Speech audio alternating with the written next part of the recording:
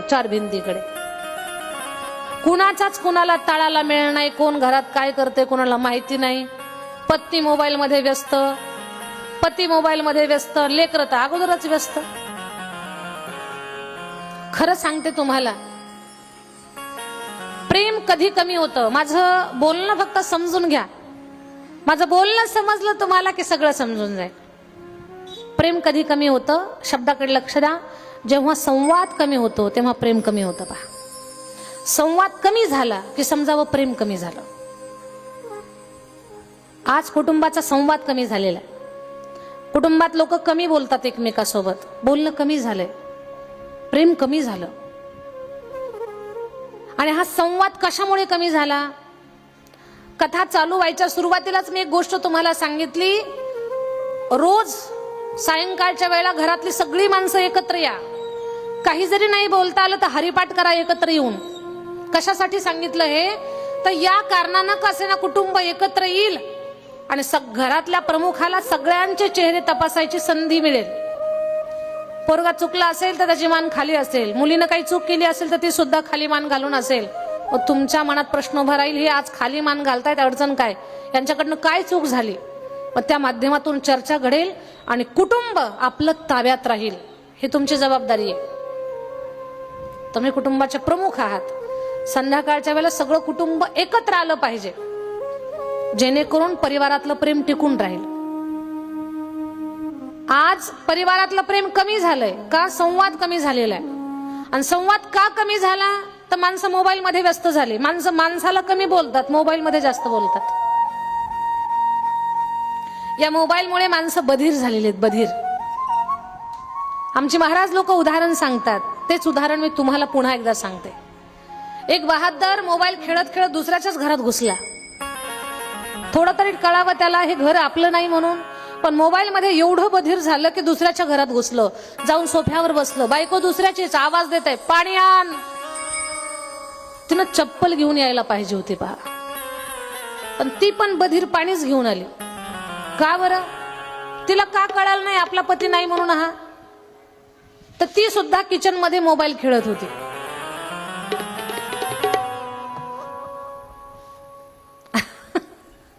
Mobile खेळत खेळत पाणी घेऊन आली, दिलं दुसऱ्याला. कुणाला पाणी दिलं लक्ष नाही. आपल्याला कोण पाणी देतं यालाही लक्ष नाही. दोघं मोबाईल मध्ये व्यस्त. ती गेली किचन मध्ये, बसलं सोफ्यावर. घराचा ओरिजिनल मालक आला. आता हे प्रकरण किती महागात जाईल विचार करा. घराचा ओरिजिनल मालक आला, ते पण बधीर मोबाईल खेळतच आलं. त्याला सोफ्यावर दुसरं दिसलं. त्याला वाटलं आपलंच घर चुकलं, रिटर्न गेलं, दुसऱ्याच्याच घरात दिसलं. खूप जोरात मार खाल्ला, मग बाहेर आला. दृष्टांत संपला. यातून मला एकच सांगायचं आहे, मोबाईलमुळे संवाद कमी झाला. संवाद कमी झाला म्हणून प्रेम कमी झालं. हेच प्रेम परिवारातलं वाढावं, याच्यासाठी संध्याकाळी सगळं कुटुंब एकत्र येऊन घरात रोज हरिपाठ करा.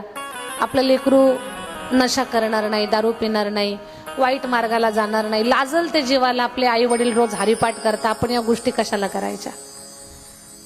आपले लेकर चुकू नयेत, परिवारातलं प्रेम संघटन टिकून राहावं, याच्यासाठी ही गोष्ट फार गरजेची आहे.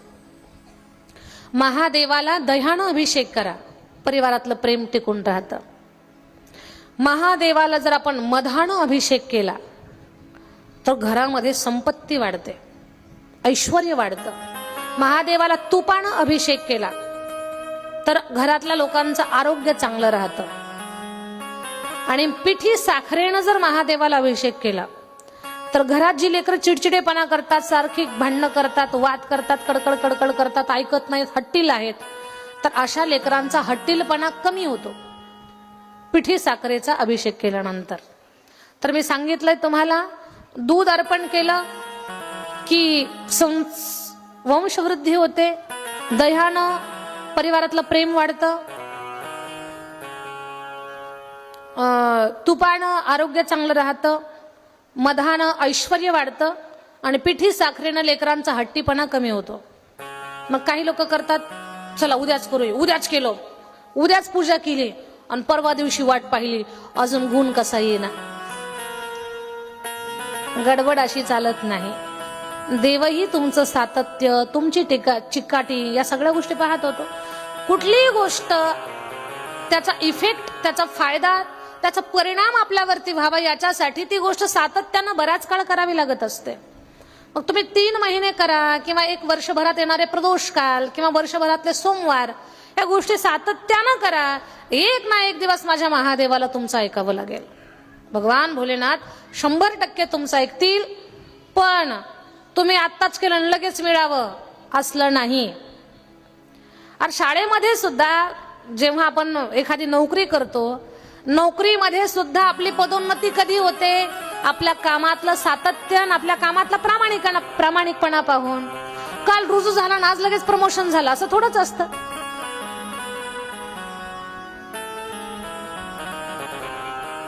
तर कुठल्याही गोष्टीचं फळ मिळण्यासाठी ती गोष्ट आपण सातत्यानं केली पाहिजे.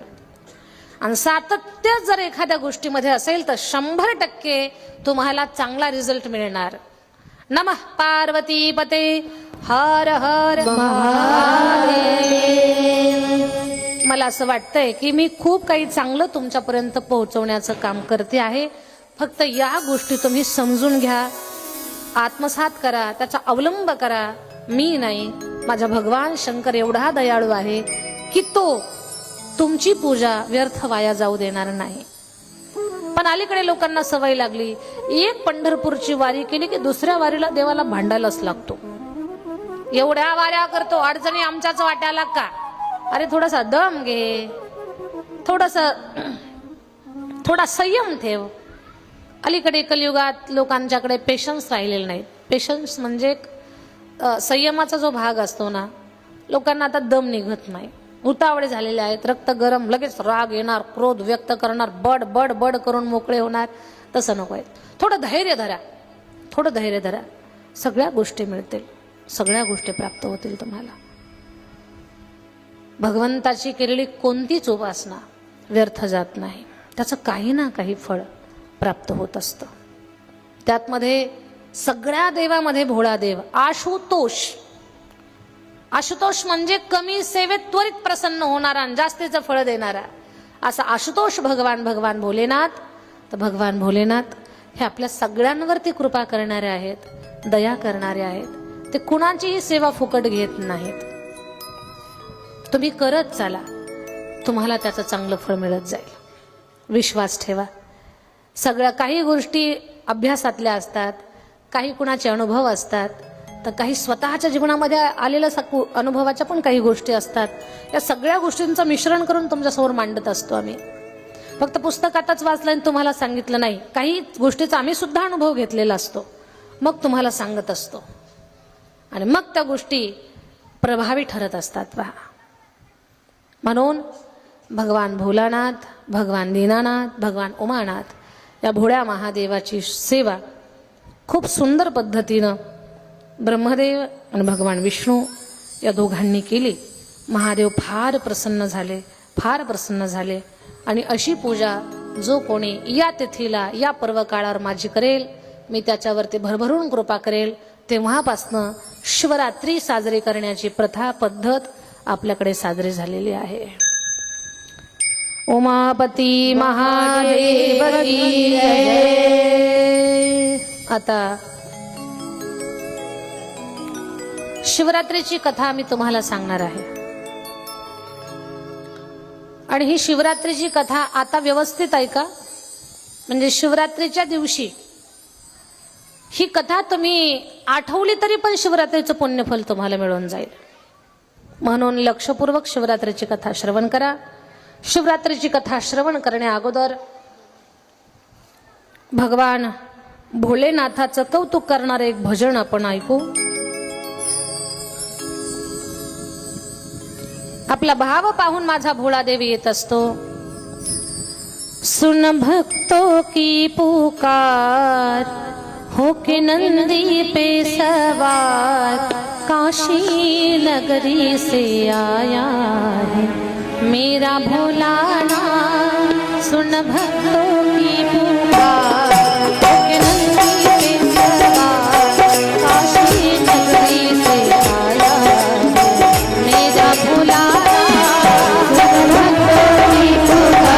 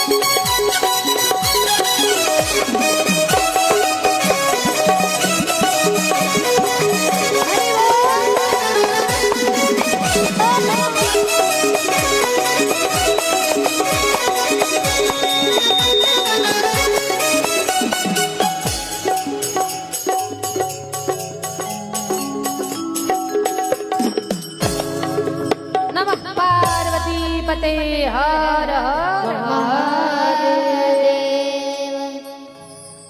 सुन भक्तों की पुकार, होके नंदी पे सवार, काशी नगरी से आया मेरा भोलानाथ। देव के देव इनकी महिमा महान है, भोले भक्तों के बाबा भोले भगवान है।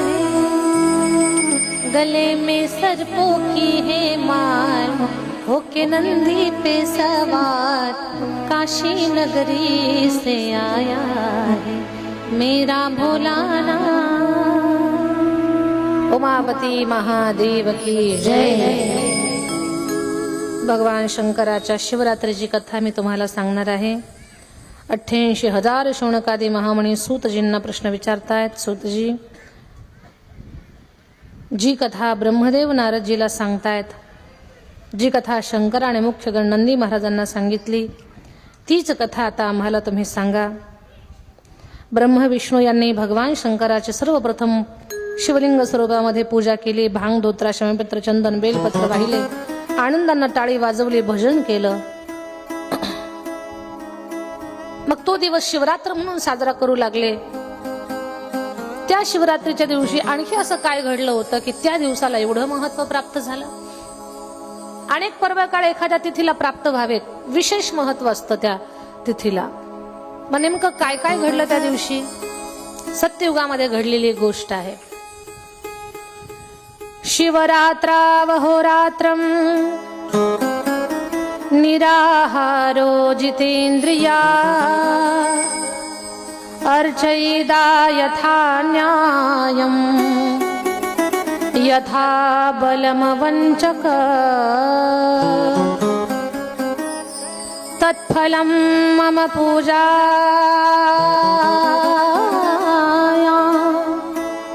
विषमेकं निरन्तरं, तत्फलं लभते सद्य शिवरात्रो मदर्शना।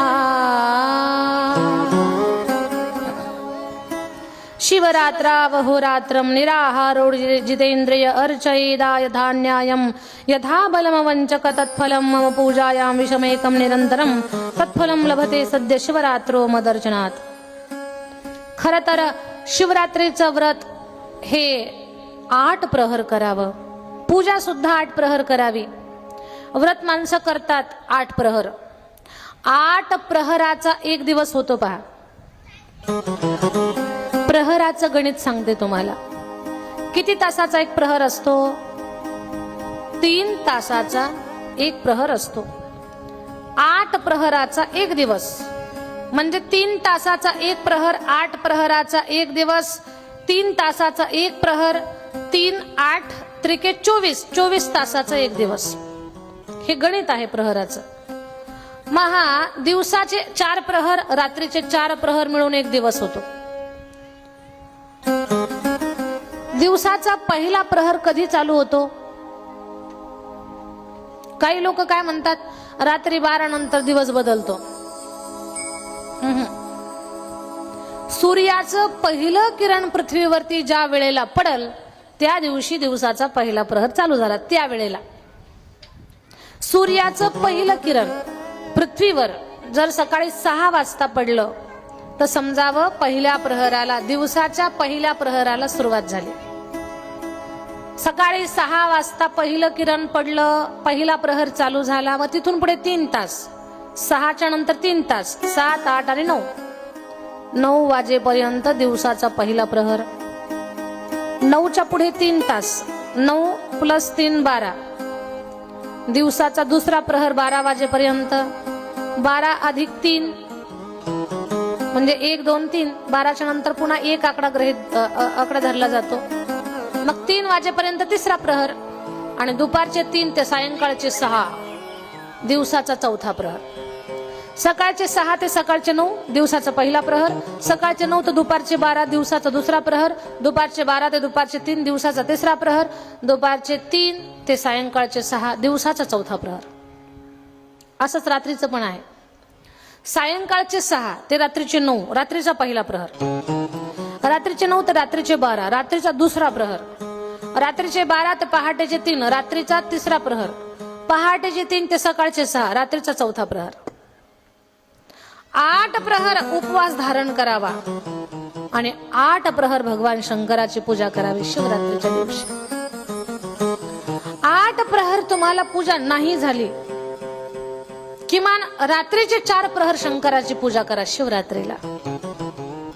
नाही शक्य झालं, रात्रीच्या दिवसाच्या एका प्रहरात किंवा रात्रीच्या एका प्रहरात पूजा करा. 2 प्रहर करा, 3 प्रहर करा, 4 प्रहर करा, नाही 4 प्रहर 3 प्रहर करा, 3 नाही 2 प्रहर करा. 2 प्रहरात नाही जमली एका प्रहरात तरी पूजा करा. पण शिवरात्रीच्या दिवशी तांब्याभर का पाणी असे ना भगवान शंकराला गेलं पाहिजे, आपल्याकडनं पूजा घडली पाहिजे. भगवान भोलेनाथ खूप प्रसन्न होतात. आणि ही कथा शिवमहापुराणाच्या कोटी रुद्र संहितेमध्ये 40व्या अध्यायात आलेली. सत्ययुगातली घटना आहे. सत्ययुगामध्ये एक शिकारी शिकार करणं हा त्याचा उद्योग.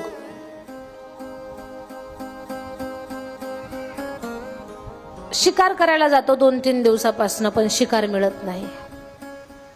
थोडासा परेशान झाला. घरात लेकरं अन्नाविना उपवासी आहेत. लेकरांना पोटाला पोटभर अन्न नाही. पत्नी चिडचिड करते. 4 दिवस झाले तुम्ही शिकार करायला जाता, शिकारीमध्ये काहीच आणत नाही. लेकरांचा थोडासा विचार करा.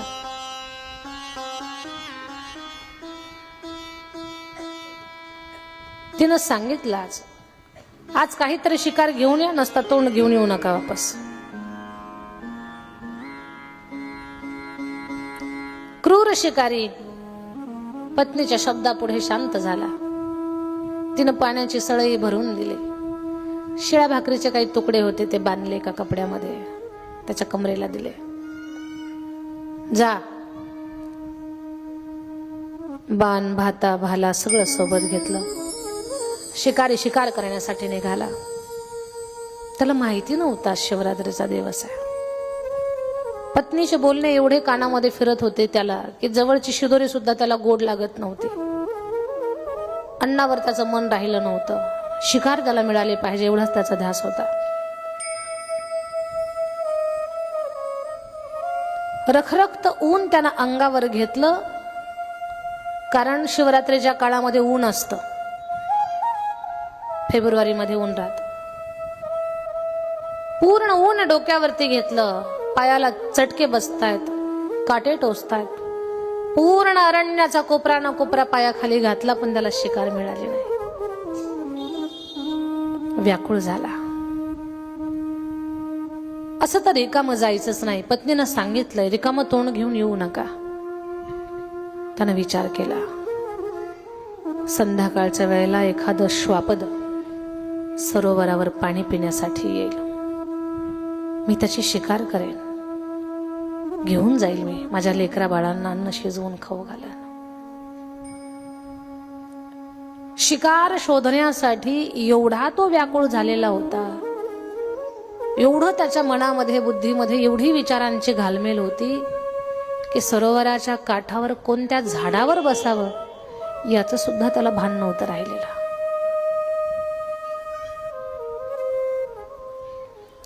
तो अनावधानानं चुकून काहीच लक्षात न घेता बेलाच्या झाडावर जाऊन बसला. आता बेलाच्या झाडाला काटे असतात. ते शब्दच त्याला एवढे टोचत होते की टोचणारे काटांचं भानच नाही त्याला. काटे आपल्याला टोचतात याचं लक्ष नाही त्याला. आणि जेव्हा माणूस खूप विचाराच्या गोंधळामध्ये असतो ना, त्याला ऊन लागतंय का, खडे टोचतायत का, काटे टोचतायत का याचं लक्ष राहत नाही त्याला. तो बेलाच्या झाडावर बसला. त्याचा त्याचं लक्ष फक्त या सरोवरावर पाणी पिण्यासाठी एखादं श्वापद येईल का, तिकडे त्याचं चित्त आहे. लेकरं अन्नाविना व्याकुळ झालेले त्याच्या डोळ्यासमोर उभे राहत आहेत. त्याच्या पत्नीचे शब्द त्याच्या समोर त्याच्या कानामध्ये घुमतायत. आणि मग रात्रीच्या पहिल्या प्रहरात एक हरिणी पाणी पिण्यासाठी सरोवरावर आली. हरिणीला पाहिलं, एवढा आनंद झाला त्याला, आता हिची शिकार करतो, माझ्या लेकरा बाळांना खाऊ घालतो, बस आता हरिणीला सोडणार नाही. लगबगीनं भातातून बाण काढला, धनुष्याला जोडला, सोडणार बाण, पण नेम बसणार. झाडाच्या फांद्यांची पानं आडवी येऊ लागली. तट तट तट तट त्यानं पानं तोडली, खाली सोडली. थोडासा वाकडा झाला नेम धरण्यासाठी, वाकडा झाला, कमरेला पाण्याची सळई होती. थोडंसं पाणी शिवलिंगावरती पडलं. त्याला माहिती नव्हतं बेलाच्या झाडाखाली शिवलिंग आहे म्हणून. आणि असंही बेलाचं झाड जिथे आहे तिथे तुम्ही पिंड मांडा किंवा न मांडा, तिथे शिवलिंग शंकराचं वास्तव्य असतंच. म्हणून बेलाच्या झाडाची पूजा केली की शंकराची पूजा केल्याचं पुण्य मिळतं. गुप्त शिवलिंग तिथे होतं. शिवलिंगावरती पाणी पडलं, पानं तुटून पडली, त्याला लक्ष नाही. रात्रीच्या पहिल्या प्रहरात त्याच्याकडनं पूजा घडली, सहज घडली, ठरवून नाही. त्या हरिणीकडे पाहून बाण सोडणार, त्या हरिणीनं पाहिलं, भयभीत झाले, घाबरले. व्याध दादा, मला मारू नको, मला मारू नको दादा.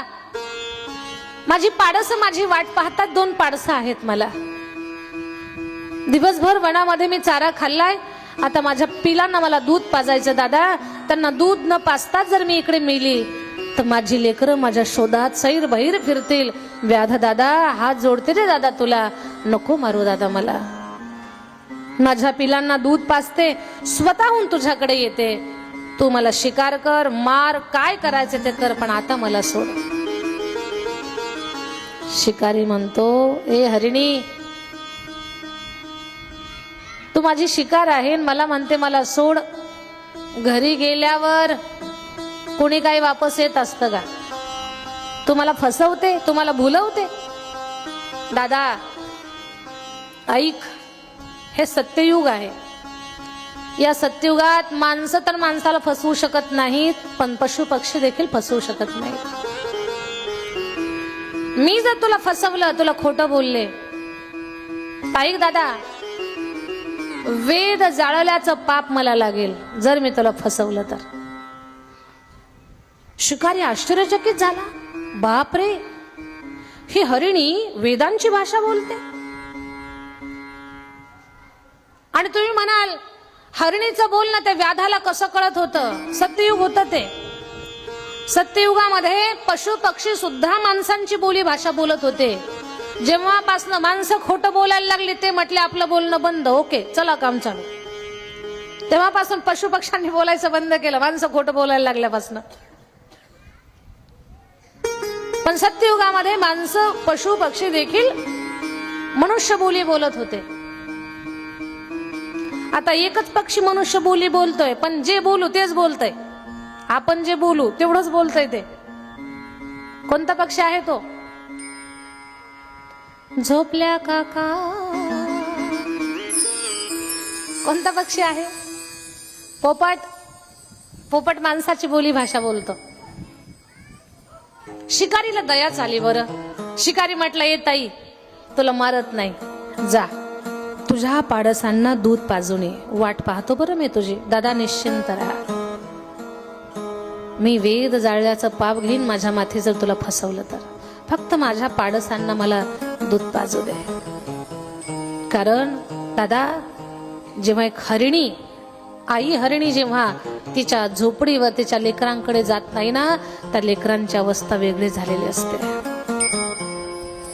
हरिणी बिन खोप पडिलियोस,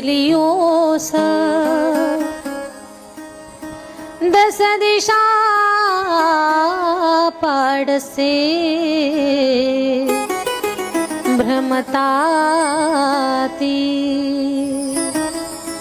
हरिणी बिन खोप पडी